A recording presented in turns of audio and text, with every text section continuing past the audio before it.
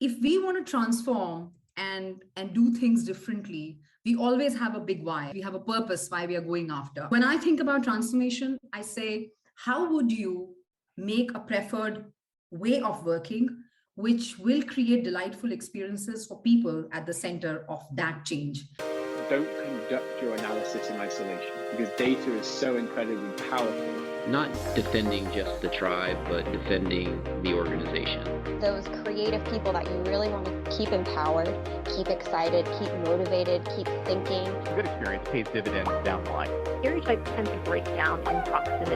Welcome to We're Only Human, a podcast about human resources, business, technology, and the workplace.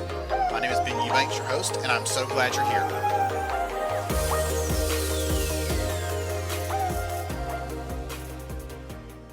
Hey everyone, welcome back to We're Only Human. I hope that you're doing well, having a great day. I know that I say this probably every time, but I've been looking forward to this episode because I got a chance to talk to someone about what it takes to transform HR and what it takes to do that in a really meaningful and practical way. Because when we were chatting before we came together for this recording, one of the things that we agreed on is a lot of people that talk about it do it in these very vague terms. So we're going to get into some of the specifics of how to measure impact and how to understand if your transformation is working, all those kind of things. It's going to be a tremendous conversation. And I'm so honored to have Shalu here with us to talk through this stuff. So welcome, glad to have you. Thank you, Ben, for having me. It's a passion of life to make things better. So it's nice to share my experiences and learnings with all. Ooh, that could apply in 1,000 different ways to make things better as a passion in life. So goodness. Before we get into some of the fun stuff, other than being passionate about making things better, can you tell us a little more about who you are and what you do, please? Sure. So when I consider myself as an HR transformation strategist, and more meaningfully, I think I am a change influencer, all about saying, how do we work for our employees? So my current role in my organization is about talent supply chain transformation. It is all about saying, how do we staff the right people at the right time, at the right cost, with the right skills? And then I just added on to it to say, with the right delightful experience. So to me, my calling is about helping people think better in the context of how do you help people perform better.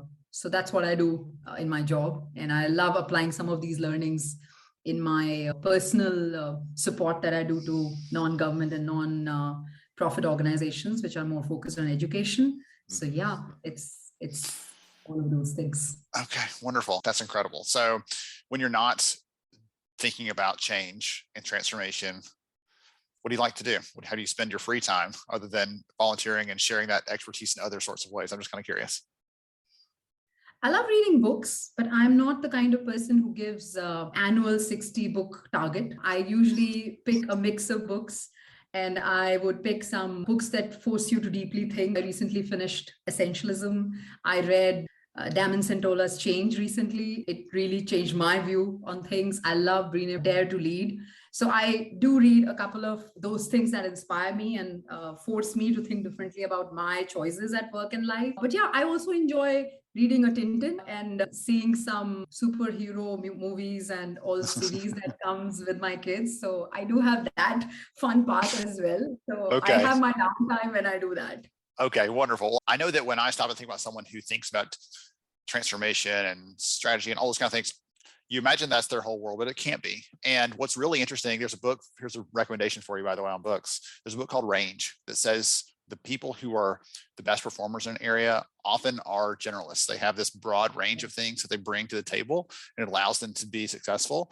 And again, we'll probably dive into some of the fun stuff around that in the conversation. But one of the things that I love to understand about the people I get to talk to is you're not your job title. You're not the thing you do every day. You're all these other things put together. And that's what makes you, those things outside that make you more effective at the things you get to do every day. Sorry, I just wanted to take a little quick aside for that piece. So let's bring it back to, you called yourself an HR transformation strategist. And I love that term. I would love for you to give us some terms about how you would define a business transformation, because it seems like this, whenever someone mentions that, it's this very vague and amorphous thing that you can't wrap your arms around. I'd love for you to give us a definition we can stand on. Sure. Ben, I'll give a definition which works for me and how I describe what I do every day to my teams and my stakeholders. I do see that in the world today, everybody wants to talk about digital transformation and wants to adopt it. There is enough research out there, by the way, which says everybody wants it, but everybody's struggling with it as well. My definition is a good business transformation is about making things better for the people who are at the center of that change. And let me, maybe explain it a little bit more from the aspect of why I use these words. If we want to transform and do things differently, we always have a big why. We have a purpose why we are going after. Einstein said, stupidity is doing the same things and expecting different results. And to me, transformation means that I will intentionally choose to give myself pain because it's tough. It's not easy to make those choices, and yet be driven by what it will achieve for you as an organization or you as a person. So when I think about transformation, I say, how would you make a preferred way of working, which will create delightful experiences for people at the center of that change? And it could mean different things for different people, but this concept of business transformation, the moment you say it is about making things better for people who you serve through that business or that function, suddenly changes the way you look at change, because you're no longer saying, let's log the next best technology solution. Let's get the next best chatbot going for me. You say, what would it solve for me? And what would it do for the people who I intend to serve through that solution? And I come across so many people who talk about transformation in the way of launching an automated solution. And I feel if you do not look at solutions from the lens of the flow of work and how it changes it to be better for people, then you somewhere have lost the game, because you're more interested in getting technology out there without realizing what that technology could do for you or should do for you, because you're spending a lot of money out there. So that's what it means to me on a daily basis. One of the things you said really struck me. You talked about, we're making this change. It's going to be an intentional hardship, essentially, right? And we are choosing to cause some short-term pain because we want the long-term benefits. And you and I both know that in our personal lives and our working lives, oftentimes the best decision to make is the one that hurts a little bit now, but it's going to be great for the long term. And yet the easy thing to do is to hold off, to say, no, let's just wait. Now's not the right time. And that's an example of doing the complete opposite, saying, well, let's do the easy thing right now, and then we'll try to catch up later. And I use the example often of Blockbuster and Netflix and say, you can't always catch up later. Even if you think you can't always run 3 times as fast and be able to beat your competition or to serve your people. By the time you realize that you've done the wrong thing or you haven't solved that thing that was such a frustration for them, they may be gone. And so I love that you talked about that intentional hardship piece of this, because that's a reality. Yeah, if I can just add on to that, Ben, a little bit. Sure. When you go down the journey of intentional hardship, I think it's all about intentional trade-offs. It is all about saying, which one will I choose to go big on versus which one I will not do because, oh, you know what, I don't have enough money, or I don't have enough resources, or this is not the right time. And one of my design thinking coaches taught me this and really drilled in my head. And they said that as you think about human-centered innovation, you should think about desirability first. Because the moment you start putting constraints first, it creates a negative perspective towards every change you want to start. Having said that, viability is important, right? Feasibility is important. And at the right time, once you've understood what can completely reimagine the way work gets done or the world functions in that specific area or for those set of people, then put the lens of saying, what are my trade-offs I am choosing to go big on today? And then I can park some things, but have a line of sight towards it. And to me, transformation at its core has to constantly keep you honest, because it's not a big bang thing that happens once in a lifetime of an organization, right? It happens all the time. You have to be intentional about it, and you have to put in resource and mind around it. You can't delegate it to the lowest level in your organization and then say, oh my God, why are we not changing fast enough? So transformation also needs a lot of focus and attention from leadership, But at the same time, you have to protect some early good ideas from people who will be naysayers, and you will always run into such folks. That's really goodness, I'm making a ton of notes over here, by the way. I'm enjoying this so much. Not thinking constraints first, thinking about what we desire, what outcome, what we're trying to shoot towards and trying to achieve. So I'd love to hear from you. That's a good kind of question, I guess, to ask is, if we're thinking about a transformation, we need a new piece of technology, we're redesigning a process, we're trying to shift the values of the organizations. We've realized they're not where we need to be. There's 1,000 versions of what that transformation could be. What's the thing that we need to consider if we want to have a successful outcome? You talked about really looking at desirability. Is that looking at the outcome that we want to see? Is that trying to capture all the good ideas first? How would you approach that? That's a great question. If you have an outcome-based approach to everything you do, somewhere you start measuring every effort from the lens of what it is doing for people. And I keep using this word people a lot more because I think many more people have to look at transformation beyond data and tech and process. They have to look about how all these three come together to serve the people at the end of this long assembly line of processes and activities we have in our organizations. So outcomes do matter. I also believe that just like beauty lies in the eyes of beholder, value lies in the eyes of end user. So if you really want to achieve the return on investment of transformation dollars, you must start with an end in mind, and you must map it to what really matters at that point in time to the end users. Now, you gave an amazing example. There could be many outcomes of a transformation journey. You could say that I want to transform my new hire experience as they join my organization. You could also say that I want to make sure that I retain my experienced resources and I don't lose them to competition, because I want to keep my great knowledge inside and I want to grow and invest in them. These are great vision statements to make. As organizations pick up elements of saying, what do I want to go big on? And I pick one of these elements. The first thing you need to do is drive alignment on what are you really solving for? And who are you solving this for? Are you solving for the leaders? Are you solving for the employee? Are you solving for a shared resource operator? Are you solving for HR business partner? Are you solving for the end user who your organization together serves? Here, who you are solving this challenge for, you then work backwards and say, what would be the aspirations, the delighters, the frustrators for my end user? And once you have that clarity, you know what you are solving for, and that becomes almost like a rally cry for everybody around you to say, okay, this is what we're going after.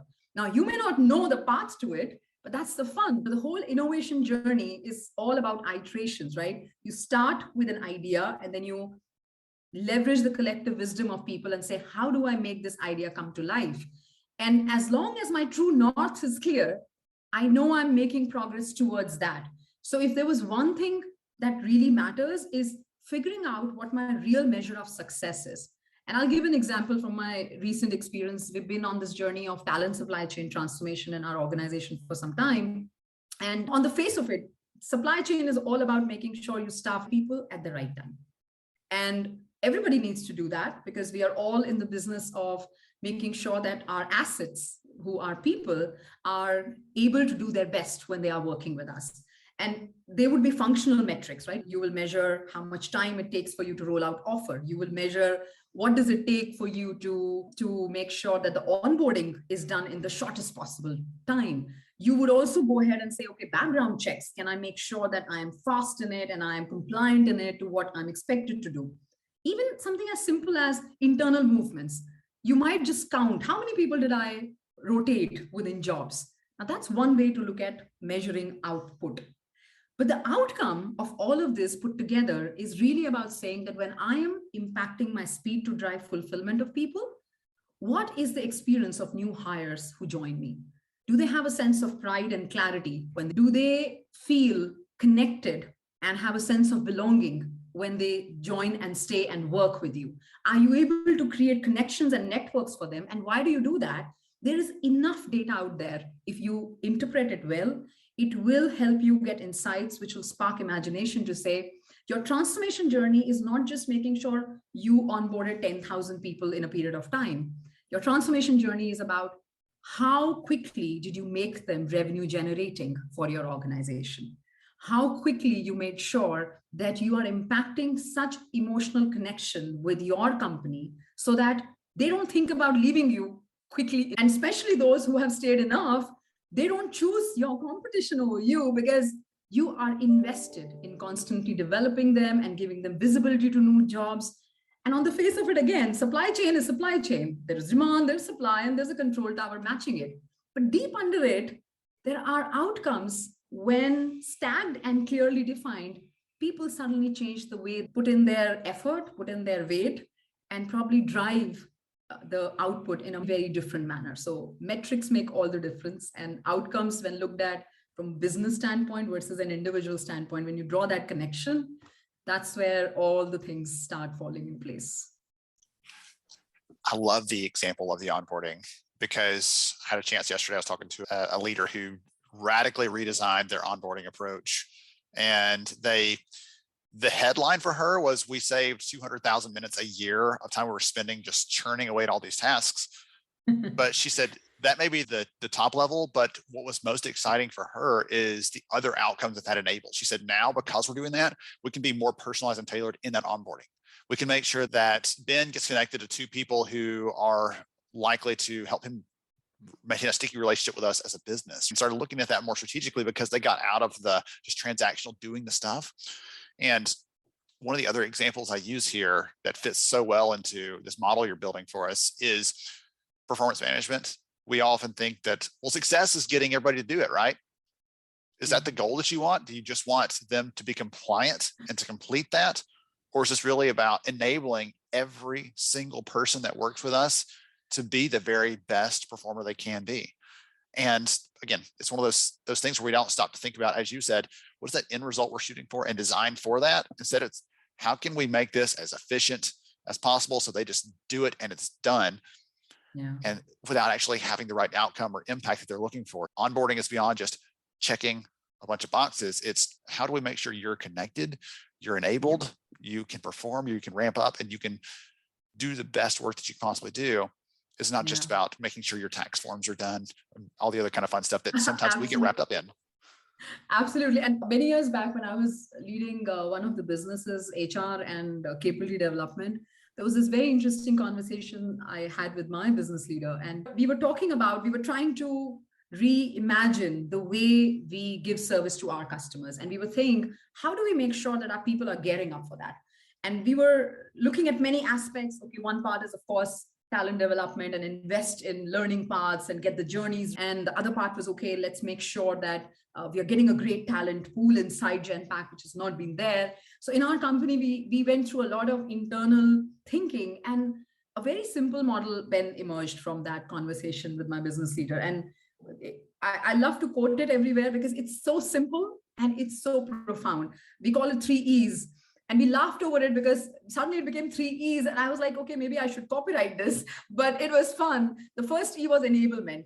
So are my employees able to do what they're supposed to do? So as part of that goal of enabling somebody, I would say, can I give them the learning frameworks as well as learning paths, knowledge repositories, people who would be their experts and guides and coaches? So how do you create that ecosystem of constantly learning something that they're supposed to be through a skill or some delivery that they have to do? So enablement is a big tower. The second tower is all about enforcement. Just because I'm able to do something does not mean I'm supposed to do it. So am I embedding it seamlessly into the performance measurement system? How are the goals being defined?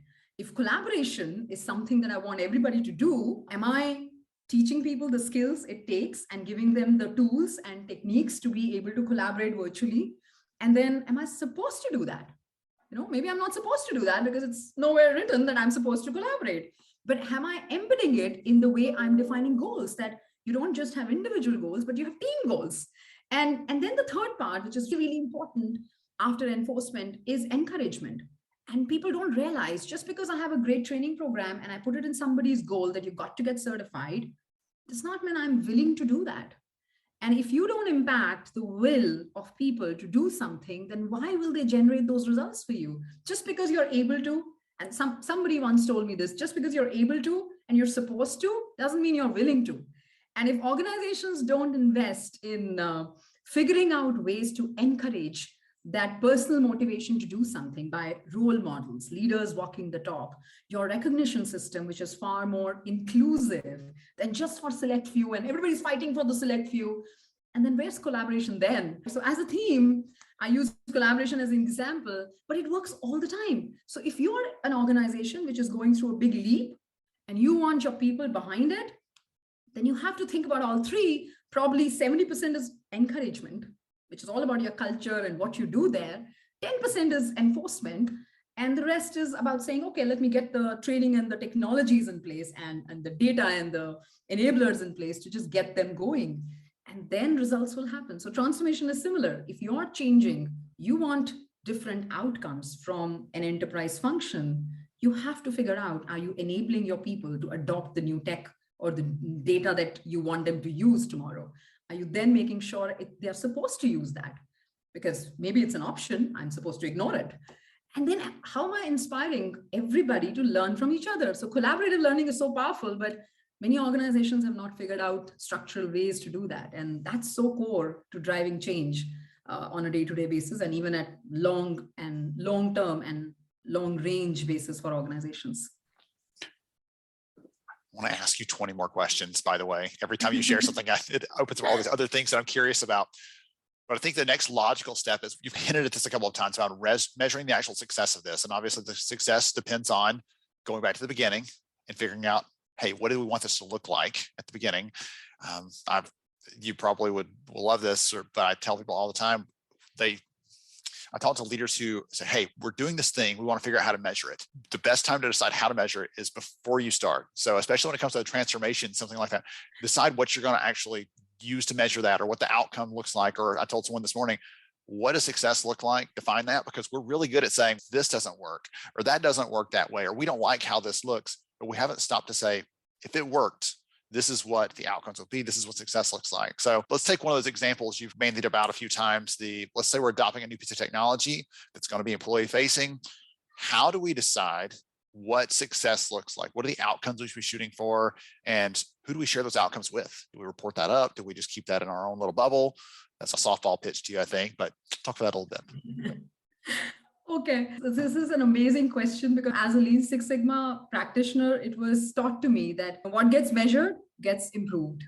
And then I learned design thinking, and I learned the concept of that as you keep investing in making things better, if you don't measure it from the eyes of the people you were serving, then it doesn't make any difference, because their experiences stayed where they were, and you just threw in a lot more technology on them. I'll take the example of the tech implementation we did in one part of our supply chain, which was resource management. It's very practical. Everybody needs to know what's the demand of people. Everybody needs to know what's your internal supply pool. And then everybody needs to take decisions whether we'll hire from outside or we will get people from inside the company to serve the customer. And most people will think about it like saying, okay, how much demand is there and how much supply is inside? And then let's just go ahead and convince people to either release those internal people or just take a call and let's open demand from external inside the company. You can definitely look at it from that standpoint, but then that will be a very siloed view of a function which is responsible to fulfill demand.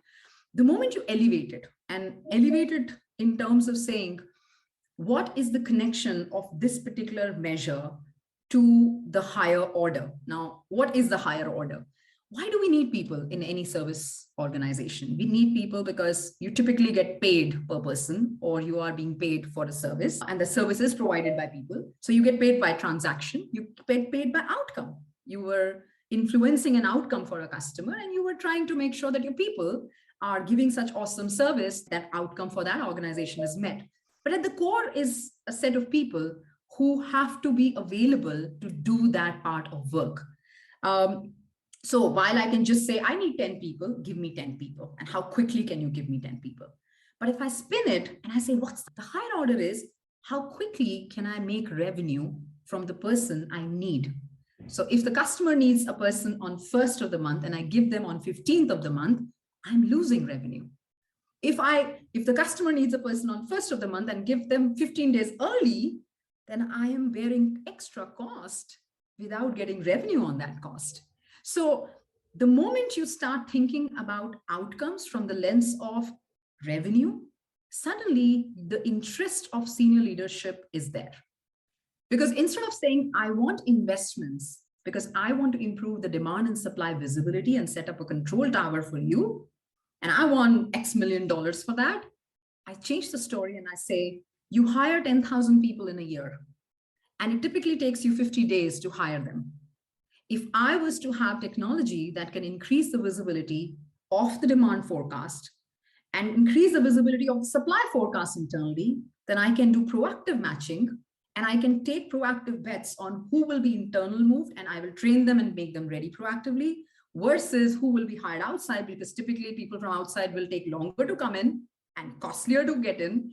And I changed the whole story by saying, I need X millions to buy this tech that allows you to do that. Or I could say that for the 10,000 people that I'm hiring, and from 50 days, if I can reduce it to 35 days, 15 days, I can make sure that I give you these people earlier than what your current entitlement of the system is. I can influence your revenue acceleration by these 15 days. Think about the impact. So it's 10,000, and say for a day's work, I could get a revenue of say $500. I'm just throwing in there. So 10,000 people, $500, I save 15 days, which means I can get you earlier. You can actually go to the customer and tell, I can start 15 days early than later. Just imagine the millions you will make in revenue acceleration. Now, even if you're not able to convert everybody to first day revenue generation, because some people have to come, they get trained, and then they get into a customer service mode, even if it's 50%, you can do the math. It's much higher than just asking for a few $1 million to make sure that you set up a great technology solution.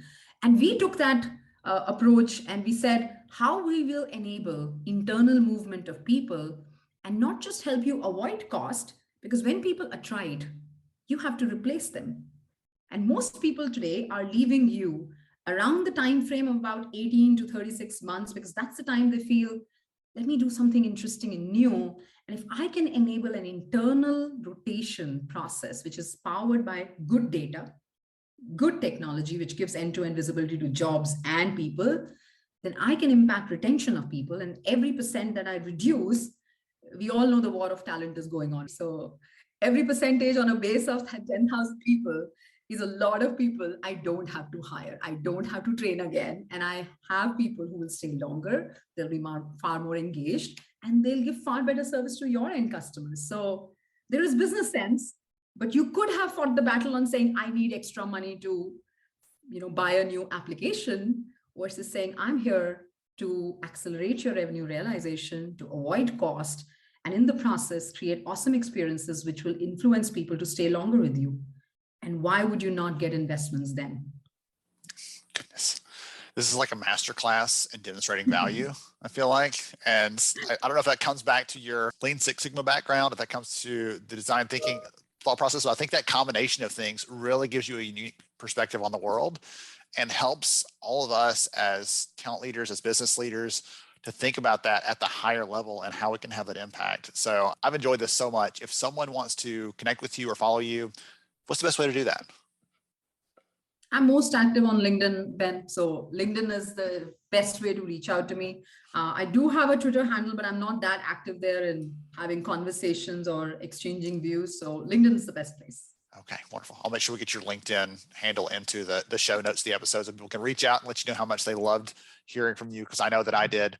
Thank you again for joining us, for sharing your insights. You're an incredible leader in the space and an incredible teacher too, if you'll take that title, because I think the way that you approach this and the way you share it is very thoughtful and carefully crafted, and it makes it much more understandable for the audience out there. Thank you, Ben, for this opportunity. I loved being in this conversation with you. It was awesome. Thank you for the chance. Wonderful. Absolutely. To everybody else out there, hope you enjoyed today's episode of We're Only Human. And as you heard, so many good learning, so many good ideas we picked up today, but I really loved the 3 E's. So spend some time on encouragement, enablement, and enforcement in that order this week, and help your people to create a better experience. I'll catch you all next time on We're Only Human. Thank you so much for joining me on the show today. I'm honored to have you as a listener. If you enjoyed this episode, please take 10 seconds to rate it at iTunes, Stitcher, or wherever you listen to your podcast. Also, if you know a friend that could benefit from today's conversation, please pass it their way. After all, a rising tide lifts all ships. To see show notes, sponsor information, and our full show archives, visit onlyhumanshow.com.